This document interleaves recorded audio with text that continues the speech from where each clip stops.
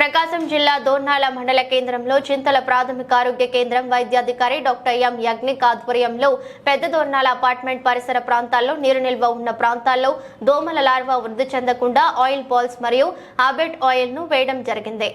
ఈ సందర్భంగా వైద్యాధికారి వాతావరణం మార్పు వలన అంటువ్యాధులు పెరిగే అవకాశం ఉందని, కావున ప్రజలు అప్రమత్తంగా ఉండాలని, కాచి చల్లార్చిన నీటిని తాగవాలని, దోమలు కొట్టకుండా దోమతెరలు వాడాలని, ఇంటి పరిసరాల్లో నీరు నిల్వ లేకుండా చూసుకోవాలని, జ్వరము ఉన్నచో ప్రభుత్వ ఆరోగ్య కేంద్రం నాకు వెళ్లి రక్త పరీక్షలు చేయించుకుని డాక్టర్ సలహా తీసుకుని మందులు వాడాలన్నారు. ఈ కార్యక్రమంలో PHN P Suryakumari, sub unit officer CH Ramesh Babu, MLHPs N Soujanya తదితరులు పాల్గొన్నారు.